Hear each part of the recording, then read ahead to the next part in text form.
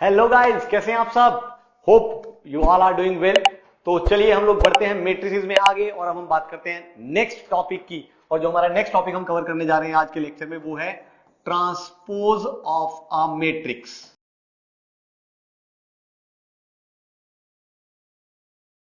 कोई भी एक मैट्रिक्स है हमारे पास, अगर हमने उसका ट्रांसपोज लिखना है तो transpose of a matrix, it is a matrix obtained by, it is a matrix obtained by changing rows into columns. It is obtained by changing rows into columns. यानी हम लोग रोज को कॉलम्स बना देंगे तो ऑटोमेटिकली जो हमारे पास मैट्रिक्स आएगा that is going to be the transpose of that matrix. यानी जैसे फॉर एग्जांपल अगर हमारे पास एक मैट्रिक्स ए है, से ये आ गया 5 7 9 2 11 एंड 0, तो इसका जो ट्रांसपोज है, जिसको मेरे बच्चों हम लोग मैथमेटिकली लिखते हैं ऐसे ए डैश से, या कुछ बुक्स ए की पावर टी ऐसे भी लिखती है, दोनों सिंबल्स है, आपको पता होने चाहिए। तो अगर हमने लिखना है ए ट्रांसपोज तो ये कैसे आएगा? By changing rose into columns. यानी इसकी जो पहली रो है मेरे बच्चों वो बन गया इसका पहला कॉलम 5 7 9, और जो सेकंड रो है वो बन जाएगा इसका second column, that is 2 11 and 0। तो ये आ गया हमारे पास इस मैट्रिक्स का ट्रांसपोज। और अगर तुम ध्यान से देखो, एक बड़ी इंपॉर्टेंट चीज है यहां पे ध्यान देने वाली, अगर ए मैट्रिक्स का ऑर्डर हम देखें यहां पे तो क्या है हमारे पास 2 क्रॉस 3, वहीं जो इसका ट्रांसपोज आया है उसका ऑर्डर ध्यान से देखो क्या हो गया हमारे पास 3 क्रॉस 2। ये हमेशा होगा। यानी अगर किसी भी एक मैट्रिक्स ए का ऑर्डर है m क्रॉस n, तो जो इसका ट्रांसपोज आएगा उसका ऑर्डर हो जाएगा n क्रॉस m। मेरे ख्याल से ये छोटी सी चीज समझ आ रही होगी आपको। तो इस तरह से हम किसी एक गिवन मैट्रिक्स का ऑफ कोर्स ट्रांसपोज लिख पाएंगे। अब चलिए, ये जो ट्रांसपोज हमने पढ़ा है इसकी कुछ छोटी छोटी दो चार एक प्रॉपर्टीज है, अब हम वो भी पढ़ लेते हैं लगे हाथ। तो सबसे पहली प्रॉपर्टी देखो, अपने मन में एक मैट्रिक्स ए सोचो, उसका ट्रांसपोज लो और फिर से जो आंसर है उसका ट्रांसपोज ले लो, तो बता सकते हो मुझे आंसर क्या आएगा? बोलो बोलो बोलो बोलो बोलो बोलो जल्दी से, क्या है आंसर? ए मैट्रिक्स। बोलिए, समझ आ रहा है कि नहीं? यानी जैसे हमने ट्रांसपोज का ट्रांसपोज लिया तो जो आंसर आ गया वो क्या आ गया हमारे पास? मैट्रिक्स ए आ गया। मेरे ख्याल से ये चीज क्लियर है। इसके बाद नेक्स्ट प्रॉपर्टी, अब अगर हमारे पास दो मैट्रिसेस हैं ए और बी, सपोज हमने इन दोनों को ऐड कर दिया and on the other hand मैंने ए का ट्रांसपोज ले लिया, बी का ट्रांसपोज ले लिया और दोनों क्या कर दिया? ऐड कर दिया, तो आंसर आ जाएगा इक्वल। यानी transpose of sum is equal to sum of transposes. ध्यान से, बड़ी मजेदार लाइन है ये कि भाई transpose of sum is equal to sum of transposes. मेरे ख्याल से बहुत सिंपल सी चीज है। इसके बाद नेक्स्ट प्रॉपर्टी, अगर हमारे पास कोई एक स्केलर नंबर है k और उसको हमने a से मल्टीप्लाई कर दिया, a मैट्रिक्स से, यानी स्केलर को हमने नंबर से मल्टीप्लाई किया और इसके बाद हम लोगों ने इसका क्या ले लिया? Transpose. On the other hand अगर हम k को मल्टीप्लाई कर दें a ट्रांसपोज से, तो answer in both the cases is same. Please कोई मन में ये मत लाना कि सर k का ट्रांसपोज नहीं लिया। भाई k कोई मैट्रिक्स थोड़ी है, k तो क्या है, एक नंबर ही तो है।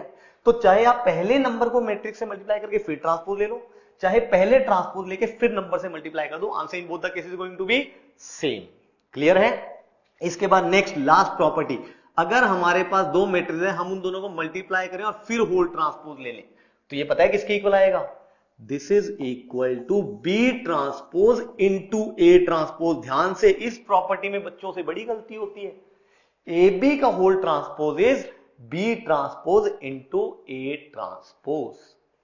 तो ये है एक छोटा सा topic transpose of a matrix, और ये है उसकी कुछ छोटी छोटी प्रॉपर्टीज। अब चलिए हम इस टॉपिक के कुछ क्वेश्चंस करते हैं ताकि हमें इसकी क्लैरिटी और आ जाए।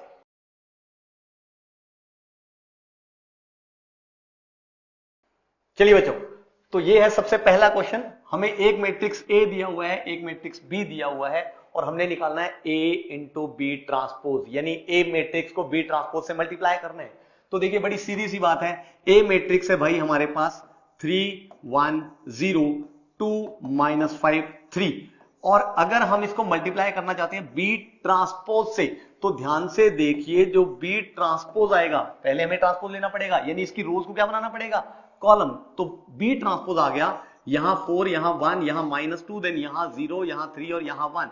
फर्स्ट रो बन गया फर्स्ट कॉलम, सेकंड रो बन गया सेकंड कॉलम। अब हम इन दोनों को मल्टीप्लाई कर लेते हैं, यहां से दिख रहा है जब हम इन दोनों को मल्टीप्लाई करेंगे, देखिए जरा ध्यान से, इसका ऑर्डर है हमारे पास 2 क्रॉस 3, जबकि इसका ऑर्डर क्या है हमारे पास 3 क्रॉस 2। बोलो दिख रहा है कि नहीं, यानी जब हम मल्टीप्लाई करेंगे तो हमारे पास एक नया मैट्रिक्स आएगा जिसका ऑर्डर आएगा ऑफ कोर्स 2 क्रॉस 2। अब हमने इसके लिखने हैं ये वाले सारे एलिमेंट्स, जैसा कि आप सभी लिखना जानते हैं। सबसे पहला एलिमेंट A11 कैसे आता है हमारे पास, जब हम पहली रो के एलिमेंट्स को मल्टीप्लाई करते हैं with the corresponding elements of first column of the second matrix और उनको ऐड कर देते हैं। तो क्या है सबसे पहला एलिमेंट, देखिए जरा ध्यान से, 3 4 12 plus 1 into 1 is 1 and 0 into -2 is 0। ये आ गया A11 एलिमेंट। इसके बाद नेक्स्ट अगर हम देखें A12 कैसे आता है, जब हम फर्स्ट रो को मल्टीप्लाई करते हैं with the elements of the corresponding elements of the second column of the second matrix और उनको ऐड करते हैं। तो करिए जरा जल्दी से, 3 into 0 is of course 0 plus 1 into 3 is 3 plus 0 into 1 is 0। तो ये आ गया 3। नेक्स्ट एलिमेंट, अब ये A21 को अगर हम देखें तो कैसे आता है, इसकी सेकंड रो इसके फर्स्ट कॉलम के कॉरेस्पॉन्डिंग एलिमेंट से मल्टीप्लाई करके ऐड करके। तो यहां से देखो जरा ध्यान से, क्या है मेरे पास 8, then this is -5 and then this is -6। Is that okay. अब ये वाला एलिमेंट सेकंड रो को सेकंड कॉलम से, देखिए जरा ध्यान से, क्या है मेरे पास 2 into 0 is 0, 5 into -3 is -15 and plus 3 into 1 is +3। तो अगर आप ध्यान से देखें तो हमारा आंसर आ गया मेरे बच्चों 13, then 3, then this is what? This is -3 and this is -12। तो ये आ गया हमारे पास आंसर। मेरे ख्याल से सिंपल सा क्वेश्चन था, सबने कर ही लिया होगा, है ना। चलिए अब आगे बढ़ते हैं, इसके बाद हम चलते हैं नेक्स्ट क्वेश्चन पे। अब नेक्स्ट क्वेश्चन आ गया मेरे पास, अगर आप ध्यान से देखें ये वाला। अब इसमें वो कह रहा है कि एक मैट्रिक्स ए हमारे पास है जो कि इस कंडीशन को सेटिस्फाई कर रहा है। अब यहां पे लिखा हुआ है I3, कईयों को ये I3 समझ नहीं आ रहा होगा। I3 का मतलब बेटा आइडेंटिटी मैट्रिक्स ऑफ ऑर्डर 3। ये सिंबल्स हैं जो कई जगह पे यूज होते हैं, इसलिए मैं सिंबल्स यूज कर रहा हूं ताकि आपको पता लगता रहे, ताकि जब एग्जाम में आए तो आप घबराओ नहीं, इनको देख के आपको पता हो कि हाँ हमारे सर ने पढ़ाया हुआ है भाई, पता है हमें। तो वो कहता है ये कंडीशन सेटिस्फाई करते हो, तो हमने क्या निकालना है यहां से, ए और बी की वैल्यू निकालनी है। तो एक काम करते हैं बेटा, क्योंकि हमें ये इक्वेशन गिवन है A into A transpose is equal to 36 into I3, तो हम इसमें पुट कर देते हैं जो भी A है, A ट्रांसपोज है।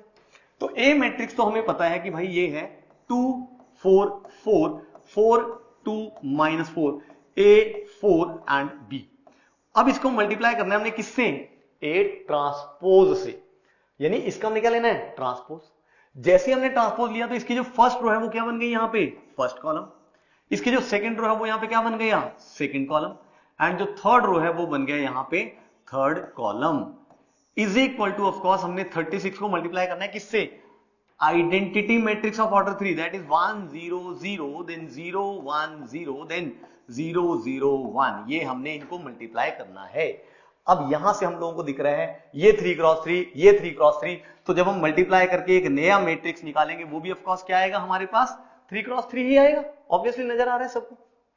तो यहां से अगर आप ध्यान दें, सबसे पहला एलिमेंट जो यहां पे आने वाला है हमारे पास, जरा ध्यान से देखिए, कैलकुलेशन है यहां पे, क्योंकि सिंपल चीजें है ना, जो सिंपल होती है उनमें गलतियां बहुत होती है, कैलकुलेशन एरर नहीं होने देनी, वरना आता जाता क्वेश्चन जो है ना हमसे गड़बड़ हो जाएगा, मार्क्स निकल जाएंगे हमारे हाथ से। सो बी केयरफुल। तो ये वाला एलिमेंट आया भाई, हमने जब इधर मल्टीप्लाई किया इधर, इज दैट ओके। तो देखिए अब मैं सीधा करूंगा, ये आ गया 4 + 16 + 16, तो 4 + 16 इज ऑफ कोर्स 20 + 16 इज 36। तो ये वाला एलिमेंट आ गया मेरे बच्चों 36। Is that okay. अब नेक्स्ट ये वाला एलिमेंट, ये एलिमेंट आएगा जब हम इसको मल्टीप्लाई करेंगे इधर। अब जरा ध्यान से देखना है क्या आएगा, this is 4 2 8 4 2 8 and 4 into -4 is -16, यानी 8 + 8 इज 16 -16 इज ऑफ कोर्स 0। ये वाला एलिमेंट तो 0 ही आ गया। नेक्स्ट अब ये वाला एलिमेंट, अब ये आएगा जब हम इसको मल्टीप्लाई करेंगे इधर, कर रहे हो ना, ऐसे ही कर रहे हो मेरे ख्याल से। तो ये क्या आएगा देखना जरा, this is 2a + 16 + 4b, so this is 2a + 16 plus of course 4b। ये वाला एलिमेंट आ गया। नेक्स्ट अब ये वाला एलिमेंट निकालते हैं। ये वाला एलिमेंट आएगा जब हम इस सेकंड रो को इधर फर्स्ट कॉलम से मल्टीप्लाई करेंगे, यही होता है। तो निकालना जरा, ये क्या आएगा देखना जरा, this is 8 plus 8 minus 16, again it is 0। अच्छा ये वाला एलिमेंट निकालो जरा ध्यान से। अब सेकंड रो सेकंड कॉलम करो जरा मल्टीप्लाई, क्या आएगा देखना जरा। This is 16 plus 4 that is 20, and ये क्या बन गया 16 that is again 36। am I clear? Next ये वाला एलिमेंट, अब ये आएगा सेकंड रो थर्ड कॉलम, करते जाइए आप भी साथ साथ, रुकना नहीं है आपने, करते जाइए। तो ये आ गया मेरे पास, देखिए जरा ध्यान से, this is 4a, then this is plus 8, and of course ये क्या बन गया यहाँ पे माइनस 4b। आई थिंक नजर आ रहा है सभी को, ठीक लिखा है हमने। नेक्स्ट अब ये वाला एलिमेंट, अब ये आएगा जब हम थर्ड रो को फर्स्ट कॉलम से करेंगे, करिए जरा ध्यान से। दिस इज 2a, फिर आ जाएगा आगे यहां पे मेरे पास प्लस 16 प्लस ऑफ कोर्स क्या बन गया ये 4b। आई थिंक ये भी दिख रहा है। अब ये वाला एलिमेंट देखिए जरा, ये आएगा जब हम इसको इधर मल्टीप्लाई करेंगे, चलिए करिए जरा जल्दी से। तो ये क्या आ गया मेरे पास 4a plus 8 minus 4b, this is 4a plus 8 minus 4b। और ये लास्ट वाला एलिमेंट a33 इधर और इधर मल्टीप्लाई करो जरा ध्यान से, ये क्या आएगा a square plus 16 plus b square, this is a square plus 16 plus b square. और ये किसके इक्वल है ध्यान से देखिए। अब क्योंकि हमने 36 को इस मैट्रिक्स से मल्टीप्लाई करना है तो हर एक एंट्री 36 से मल्टीप्लाई हो जाएगी, याद है ना स्केलर मल्टीप्लिकेशन कराया था मैंने। तो ये आ गया मेरे बच्चों 36 0 0 0 36 0 and this is 0 0 and 36। Is that okay? अब दो मैट्रिसेस बराबर है भाईजान, इसका यूज करना है हमने। दो मैट्रिसेस बराबर है, इसका इस्तेमाल कैसे किया जा सकता है कि उनकी जो कॉरेस्पॉन्डिंग एंट्रीज है वो क्या होंगी इक्वल। देखो 36 किसके बराबर, 36 है वो तो हमेशा ही होता है। 0 किसके बराबर, 0 के, वो भी हमेशा ही होता है। ये वाली क्वांटिटी किसके बराबर, 0 के। तो यहां से मेरे बच्चों मेरे पास आया 2a plus 16 plus 4b is equal to 0। A और बी में एक रिलेशनशिप आ गया, बोलो दिख रहा है कि नहीं सभी को। उसके बाद अगेन 0 0 36 36 ये भी ठीक है। फिर आ गया मेरे पास ये वाली चीज, यानी यहां से आया मेरे पास 4a plus 8 minus 4b is equal to 0। ये आ गया दूसरा रिलेशनशिप। फिर उसके बाद अगर आप ध्यान से देखो ये वाली चीज किसके बराबर आ गई 0 की, तो ऑलरेडी हम लिख चुके हैं। अच्छा एक ये वाली चीज किसके इक्वल आ गई 0 के, ये भी हम ऑलरेडी लिख चुके हैं। और एक आ गया मेरे पास कि भाई ये वाली जो एंट्री है वो किसकी इक्वल आ गई, इसके। यानी यहां से एक तीसरा रिलेशनशिप आ गया a square plus 16 plus b square is equal to 36। तो ये तीन रिलेशनशिप आ चुके हैं। अब इनको जब हम सॉल्व करेंगे तो ऑब्वियसली ये भी आ जाएगा। तो अगर तुम थोड़ा सा ध्यान दो तो 3 की हमें जरूरत ही नहीं है, हमारा तो काम 2 से ही चल जाएगा। देखो ध्यान से, इन दोनों को हम सॉल्व कर लेते हैं। कैसे सॉल्व करें, बोलो बोलो बोलो जल्दी से। अगर मैं इसको कह दूं मेरे बच्चों 1 और इसको अगर मैं कह दूं 2, तो बोलो कौन सा स्टेप लगाए हम लोग यहां पे, एडिंग 1 एंड 2, एडिंग 1 एंड 2। और जैसे ही मैंने 1 और 2 को ऐड किया ध्यान से देखो तो ये 4b हो गया कैंसिल, और ये क्या बन गया मेरे पास 6a। तो यहां से क्या आ गया 6a plus 24 is equal to 0, यानी 24 की साइड चेंज करी तो 6a is equal to minus 24, यानी a is equal to minus 24 by 6 which is -4। तो भाई a की वैल्यू निकल के आ गई हमारे पास, क्या आई -4। अब जब a आ चुका है तो a की वैल्यू किसी भी एक रिलेशन में पुट कर लो जिसमें आपका मन करे। जैसे मान लो कोई कहता है सर मैं इसमें पुट कर लेता हूं, कोई कहता है मैं इसमें पुट कर लेता हूं, कोई इसमें। भाई जिसमें आपकी इच्छा हो उसमें पुट कर लो, कोई दिक्कत वाली बात नहीं है।